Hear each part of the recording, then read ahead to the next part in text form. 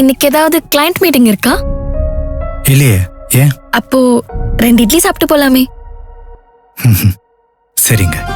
உட்காருங்க.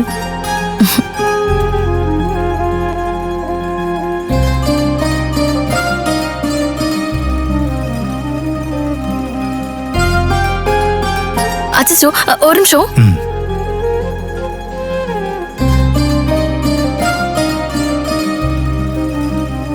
ஏங்க, நல்லா இருக்கு. என்னங்க சந்தானம் சொல்ற மாதிரி இருக்கு?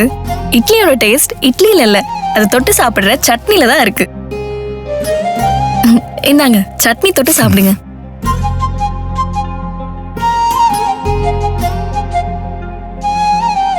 உட்காருங்க.